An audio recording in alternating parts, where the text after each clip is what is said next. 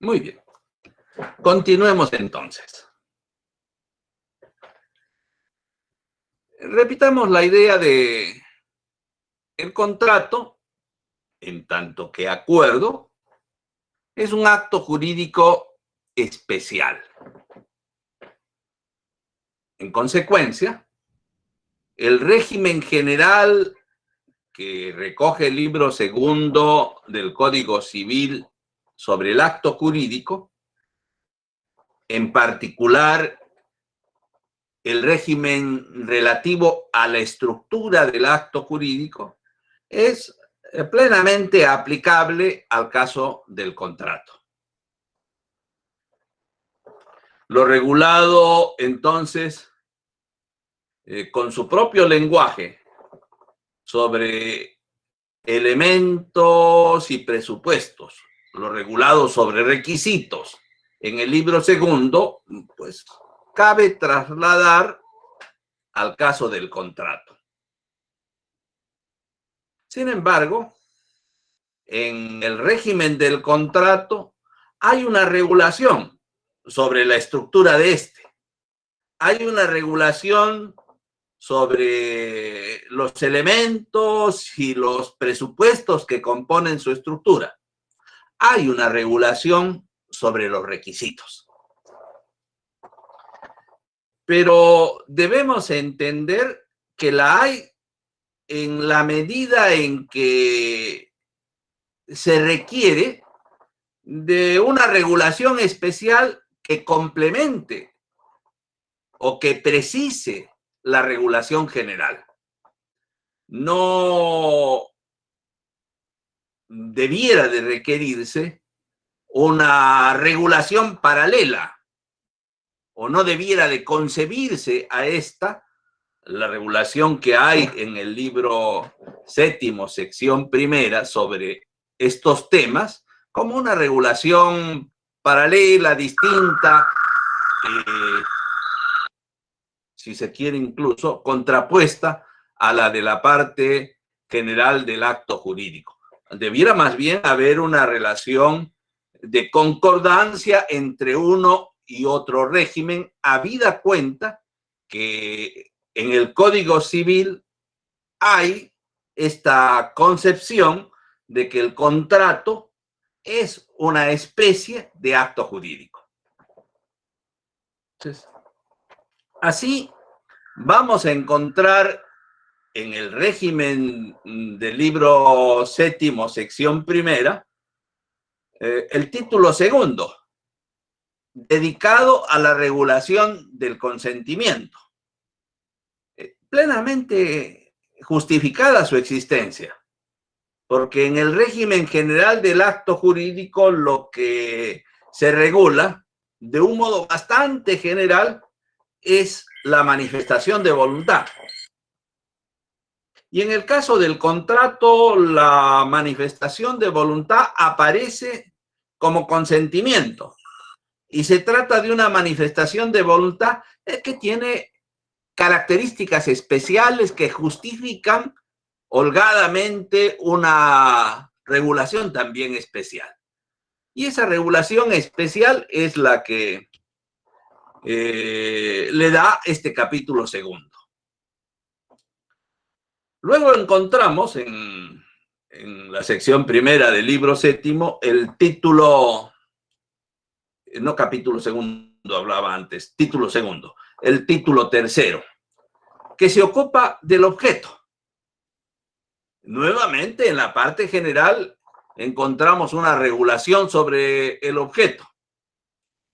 Si vuelve a tratarse del objeto en el régimen del contrato, para que haya justificación, ello debe de obedecer a la necesidad de una regulación especial del objeto cuando el acto jurídico que se celebra es el contrato. Una regulación especial respecto de la regulación general. Una regulación especial que se complementa con la regulación general. Lo que claramente hay en el título segundo es una regulación de este presupuesto estructural, objeto, una regulación bastante minuciosa si la comparamos con la regulación que sobre el objeto encontramos en el libro segundo del Código Civil. Pero si puede hablarse de complementariedad en términos de género a especie entre la regulación de la manifestación de voluntad y la regulación del consentimiento, parece que en el caso del objeto, hablar de esa complementariedad de género a especie no tendría sustento, porque parece más bien haber, como examinaremos más adelante, una suerte de colisión entre lo que se regula sobre el objeto en el régimen general del acto jurídico y lo que se regula sobre el objeto en el régimen del contrato. Pareciera que el régimen general del acto jurídico tiene una idea sobre lo que es el objeto del acto jurídico, y pareciera que el régimen del contrato tiene otra idea bastante diferente de lo que es el objeto del contrato. Pero hay un título especial sobre el objeto. Y luego encontramos el título cuarto, cuya materia es la forma, este otro elemento estructural. Y nuevamente, la justificación no puede ser otra que la necesidad de una regulación especial para el caso del contrato que complemente la regulación general sobre la forma para el caso del acto jurídico. Creo que aquí sí hay una complementariedad similar a la que se encuentra en el caso del consentimiento. El punto es que solo estos tres componentes en el régimen del contrato han merecido una regulación organizada en títulos autónomos: consentimiento, objeto y forma. Ello no quiere decir, por cierto, que la estructura del contrato se reduzca a estos tres componentes. Eso no quiere decir que el contrato solo tenga consentimiento, objeto y forma. No, porque la estructura del contrato tiene que ser leída a la luz del régimen general del acto jurídico. Pero es de advertirse esto, que la regulación especial en títulos autónomos ha alcanzado solo a estos tres componentes. No hay en el caso del contrato, en esta parte, que hemos llamado desde el inicio parte general de la teoría general del contrato, que alcanza los 4 primeros títulos de la sección primera del libro séptimo, no hay un régimen especial para la causa en el contrato. No hay. No hay claramente un título que se ocupe de la causa del contrato, ni hay dispersas por allí reglas, artículos que se ocupen específicamente de la causa en el contrato, en esta parte. Ciertamente eso no puede llevarnos a concluir que en el caso del contrato la causa no es componente estructural de este. Sí lo es. Sí lo es en la medida en que el contrato es especie de acto jurídico y en tanto que especie se le aplica a él las reglas del género, el acto jurídico. Y en las reglas sobre el género, la causa aparece claramente regulada en calidad de requisito como componente estructural de todo acto jurídico, por ende, de todo contrato. Pero no hay un título especial, no hay un régimen especial para la causa en el caso de los contratos. Por lo tanto, el régimen de la causa de los contratos no es otro que el régimen general de la causa de todo acto jurídico. Tampoco encontramos un título especial para ocuparse del sujeto, para ocuparse del requisito vinculado al sujeto, que es la capacidad. No hay. No hay un título, digamos, quinto que tenga por materia la regulación especial de este presupuesto en el caso del contrato. Sin embargo, hay un régimen especial sobre el sujeto, sobre la capacidad, en la sección primera del libro séptimo. Solo que ese régimen especial no ha sido recogido en un título autónomo. A él se refiere, para empezar, el artículo 1358. Artículo que ha sido materia de una modificación legislativa relativamente reciente, el año 2018, que modificó un texto que a mí me parecía bastante claro y bastante saludable. El texto en el que se regulaban los pequeños contratos. Los contratos que estaba permitido que fueran celebrados por incapaces que no estuvieran privados de discernimiento para poder satisfacer sus necesidades de la vida diaria. Esos contratos se celebran, de hecho. Se celebran, de hecho. Ahorita no tenemos actividad escolar presencial, pero cuando volvamos a ella, como antes, se van a celebrar N contratos de estos en cada día de actividad escolar en las horas de recreo. Los chicos menores de edad, incapaces, en el sentido técnico jurídico de la palabra, es decir, sin capacidad de ejercicio, van y adquieren bienes en las cafeterías de sus instituciones educativas para satisfacer necesidades ordinarias de su vida diaria. Les da hambre, pues, en el recreo. Y como son incapaces, los contratos que celebran van a ser considerados como nulos. Eso es ponerse de espaldas a la realidad.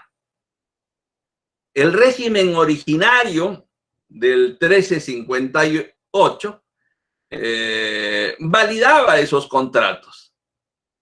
Ese régimen originario ha sido cambiado por uno que me resulta confuso de entender y que, como no va a ser materia a la que me vaya a dedicar en esta clase, simplemente me voy a limitar a leer el texto del nuevo 1358.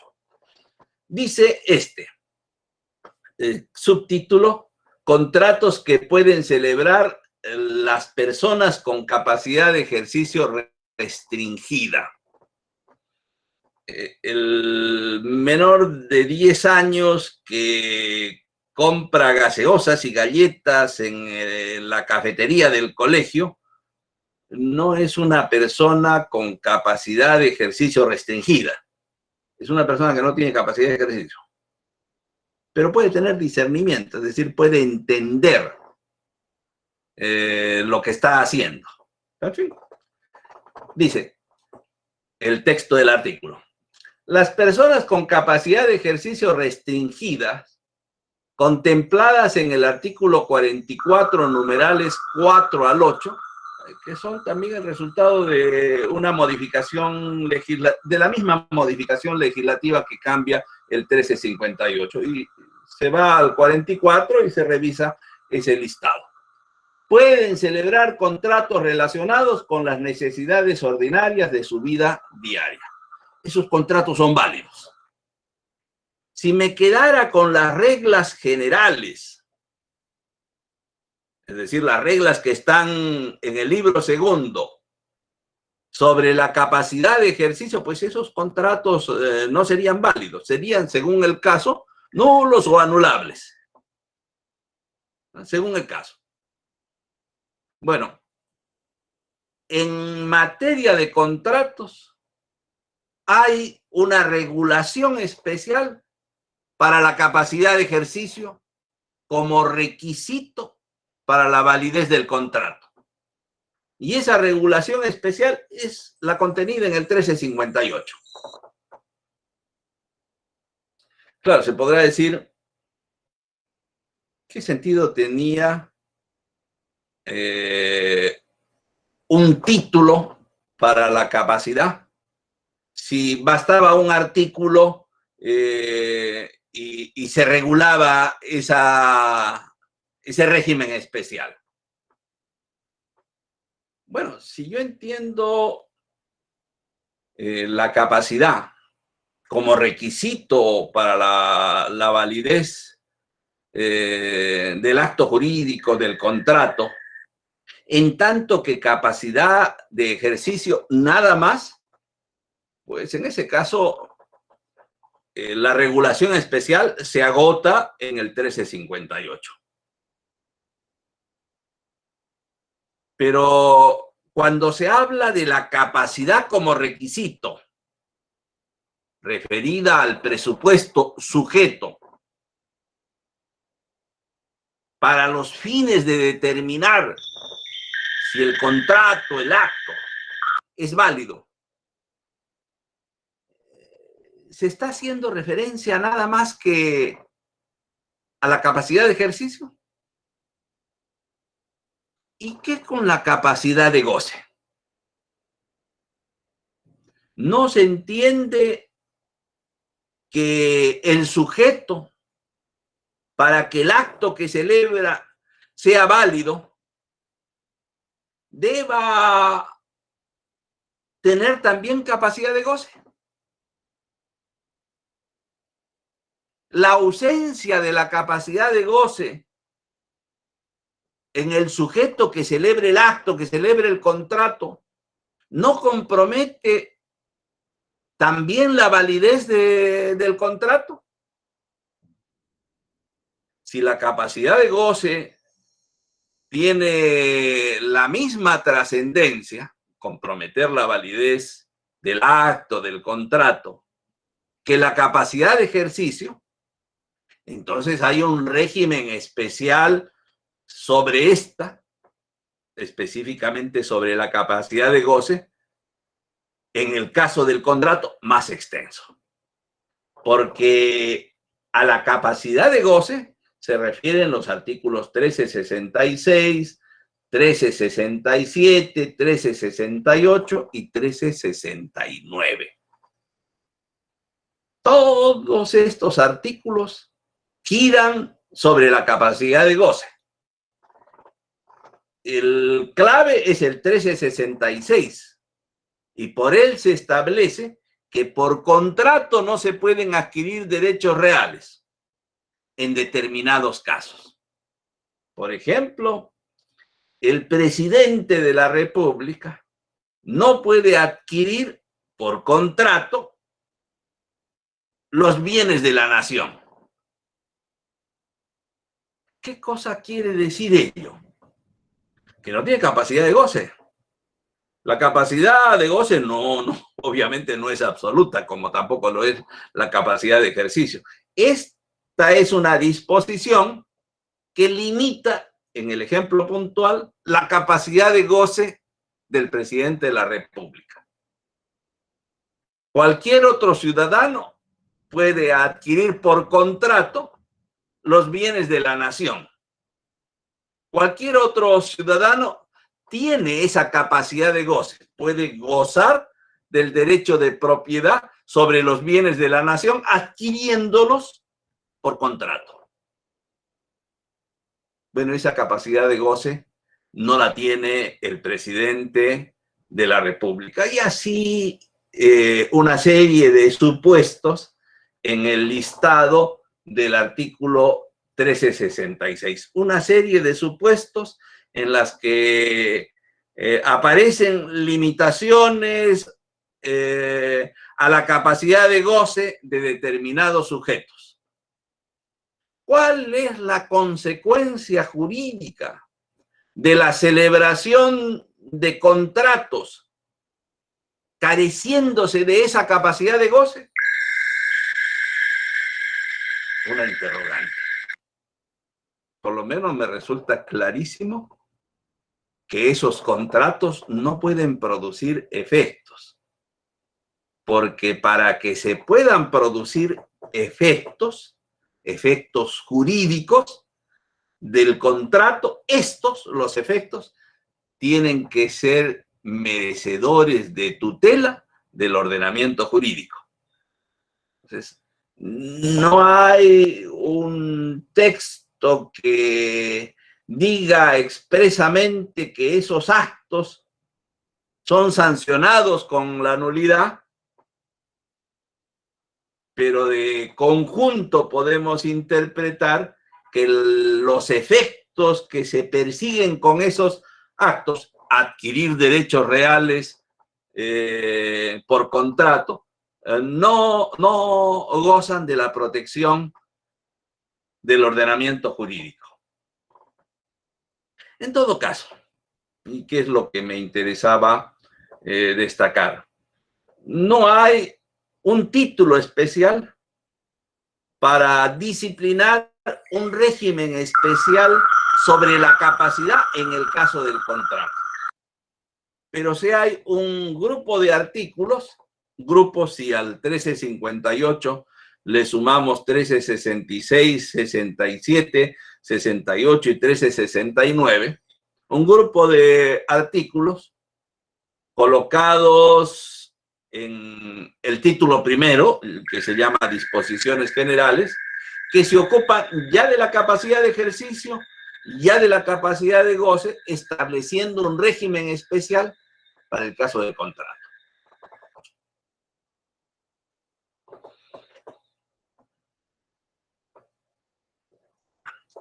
En lo que sigue, entonces, vamos a ocuparnos del régimen especial que se establece en los tres títulos a los que he hecho alusión sobre tres componentes.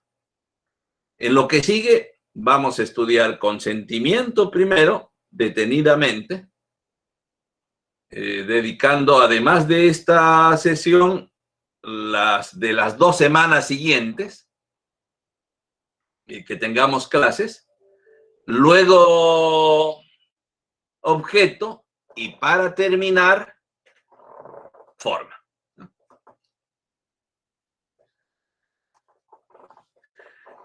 Empecemos con consentimiento, entonces. Para en esta noche adelantar una noción de él, con cargo a desarrollarla después. Lo primero que tenemos que decir, tratando de exponer una noción, un concepto del consentimiento, es lo siguiente. Repitiendo lo que vengo diciendo varias veces ya a lo largo de esta noche, que el contrato es acto jurídico especial. Y siendo así, el consentimiento no es más que la manifestación de voluntad de todo acto jurídico en el contrato. Como todo acto jurídico, el contrato importa manifestación de voluntad.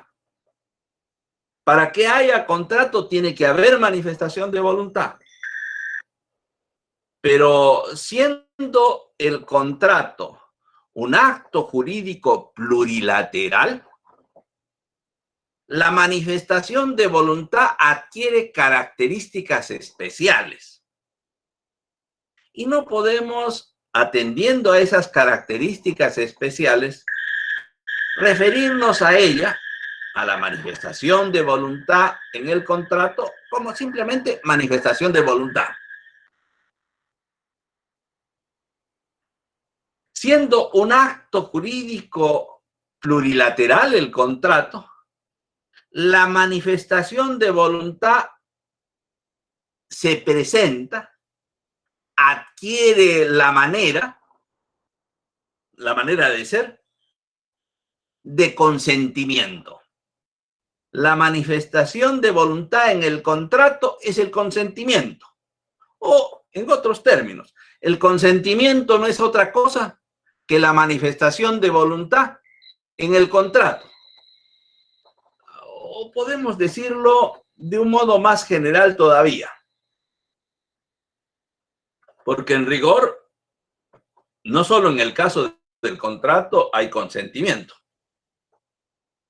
En el matrimonio, por ejemplo, hay consentimiento. Siendo un acto jurídico en el que intervienen dos sujetos, si califican o no como partes, eso podría ser opinable. La manifestación de voluntad en el matrimonio se presenta como consentimiento. Es más, en todos aquellos actos jurídicos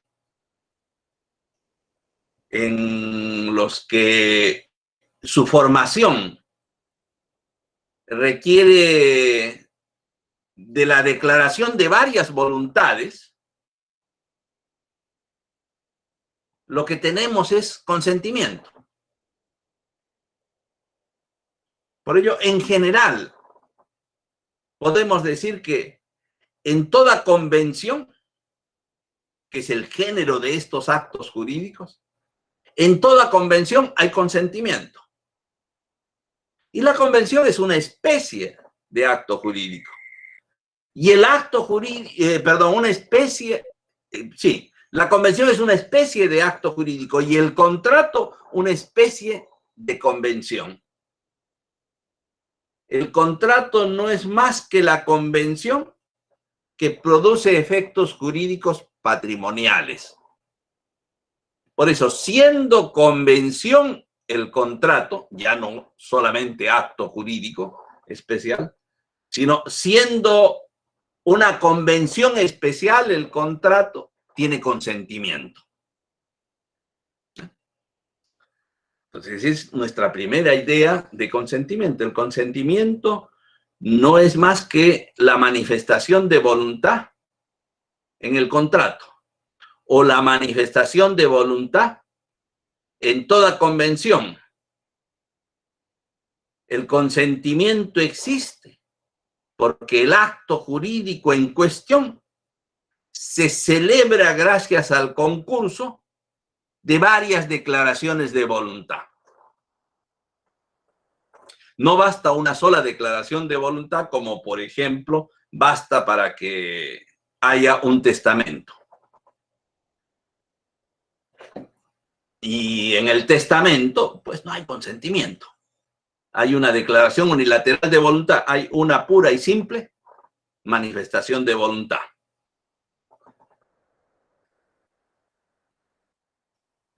Pero es necesario mayor precisión. Y creo que esa mayor precisión con claridad nos las da el profesor de la Puente. Una mayor precisión en la definición del consentimiento, esto de que el consentimiento es la manifestación de voluntad en el contrato, no está mal, pero es muy impreciso. Esa precisión me parece a mí encontrarla en Manuel de la Puente, entre nosotros, ¿no? Manuel de la Puente. Él dice que el consentimiento no es otra cosa que la declaración conjunta de una voluntad común. Porque para que se forme el consentimiento, en el contrato o en cualquier otra clase de convención, es necesario que se declare más de una voluntad.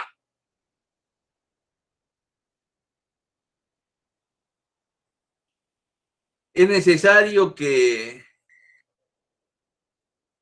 se declare conjuntamente una voluntad común.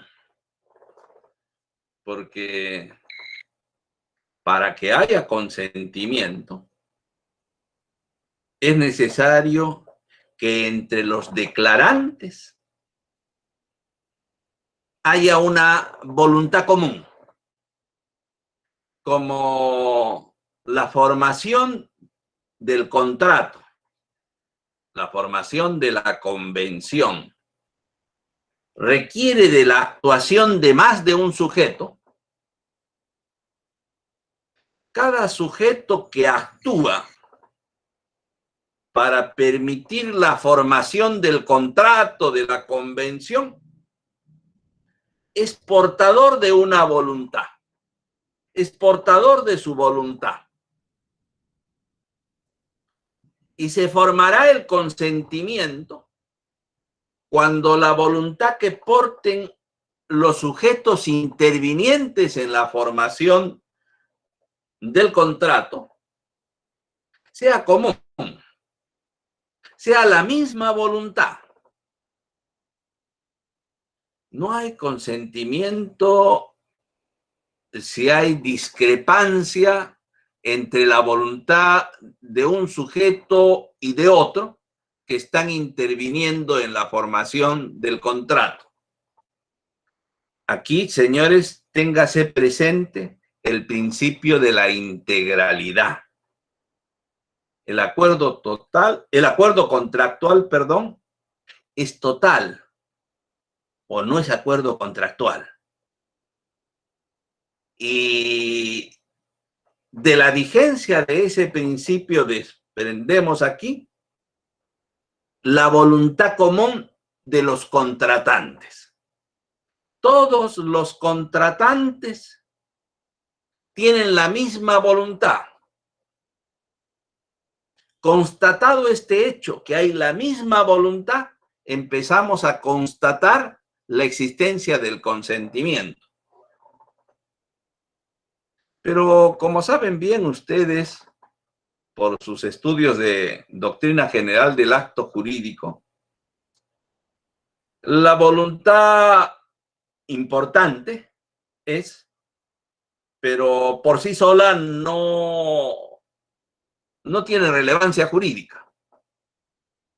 La voluntad es una experiencia psíquica del sujeto que la vive, que la tiene. Y como fenómeno psíquico individual, íntimo, no tiene relevancia para el derecho. Para que la voluntad tenga relevancia jurídica, tiene que tener trascendencia social. Y la trascendencia social la adquiere cuando la voluntad es declarada. Cuando la voluntad se exterioriza a través de la declaración, de ser un fenómeno psíquico, pasa a ser un fenómeno social. Y como fenómeno social es que adquiere relevancia jurídica. Como fenómeno psíquico, solo psíquico, no tiene relevancia jurídica. Para que haya consentimiento es indispensable que se forme una voluntad común entre todos los contratantes. Una voluntad común entre todos los que están celebrando la convención. Una voluntad común entre entre los que están contrayendo el matrimonio.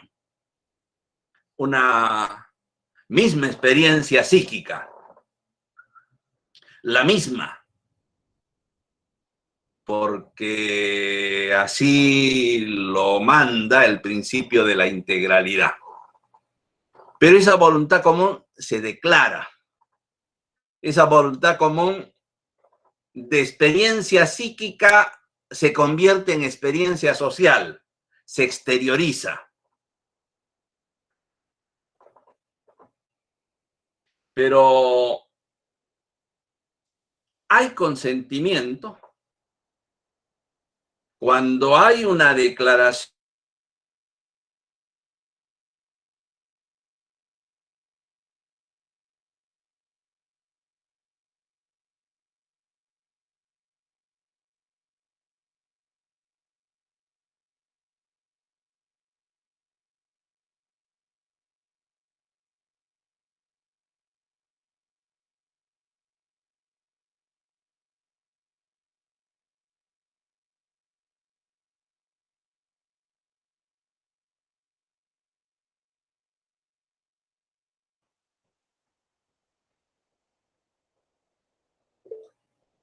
¿Se restableció la conexión?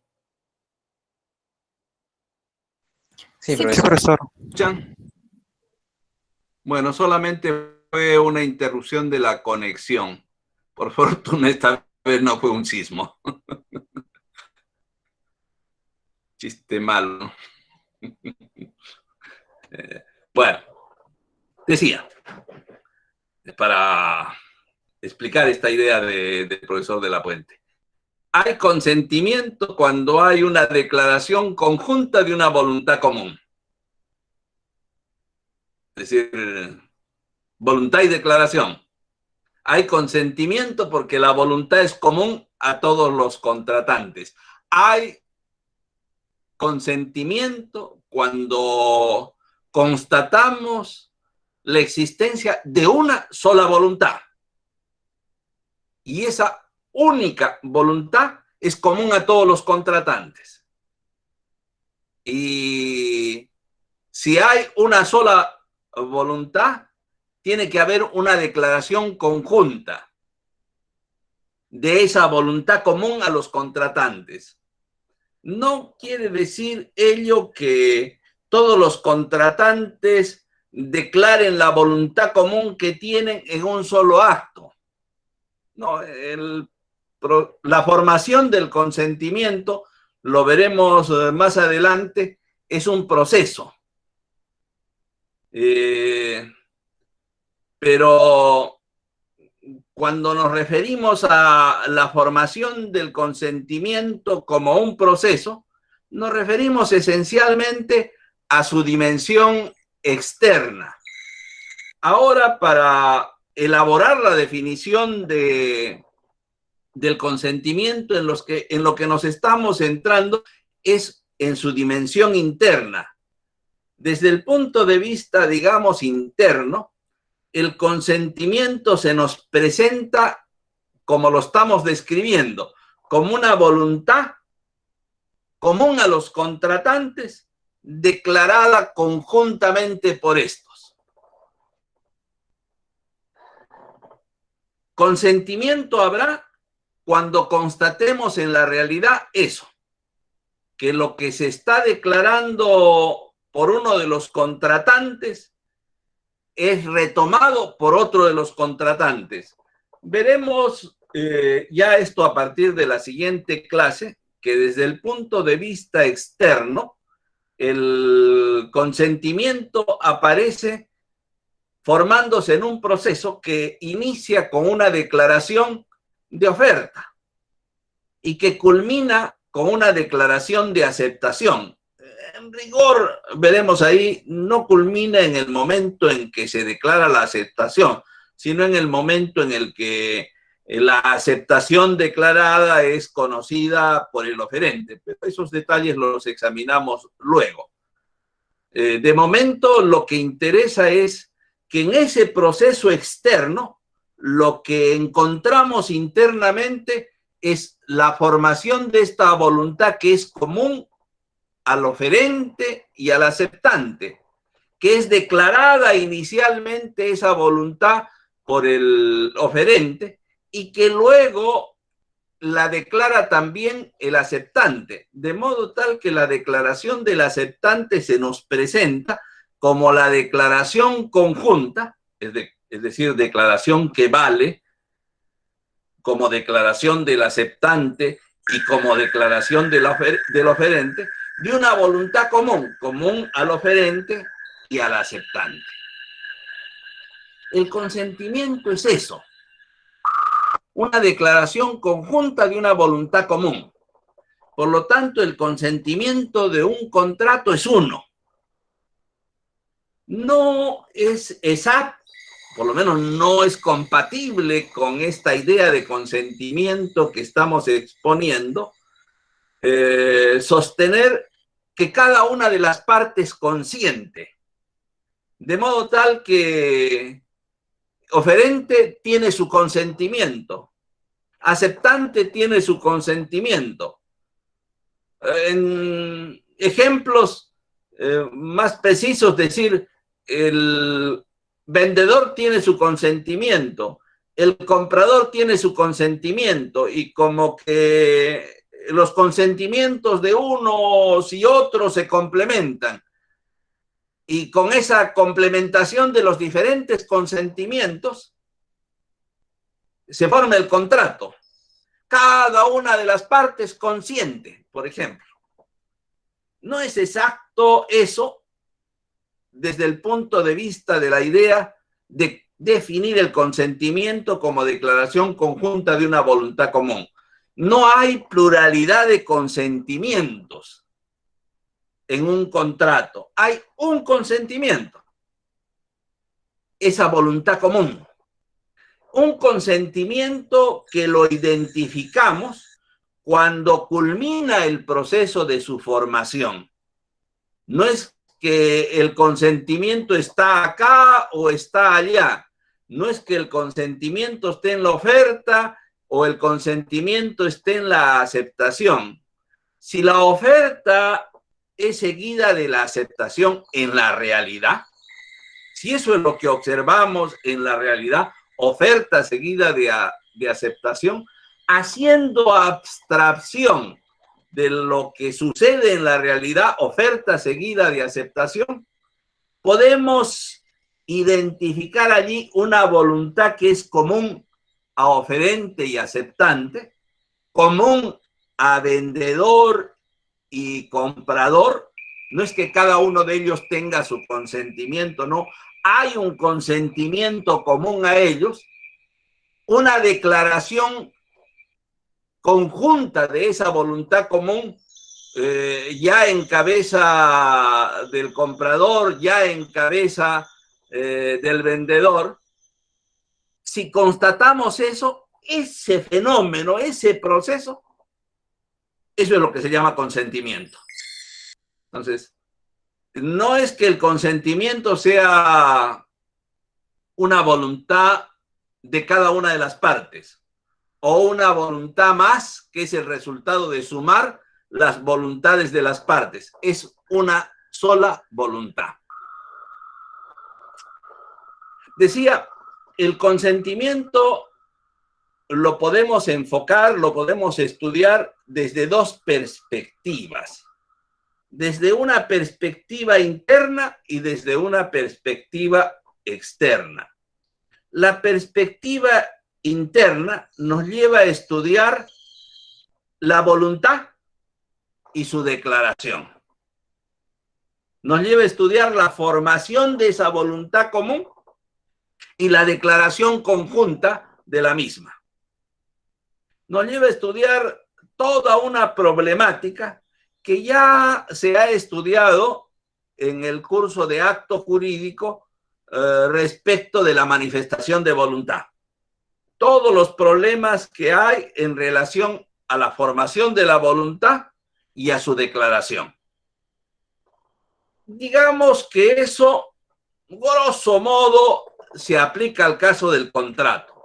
Grosso modo, porque la regulación de algunos vicios de la voluntad que se encuentra en el libro segundo del Código Civil, ha sido hecha sobre la base de una declaración unilateral.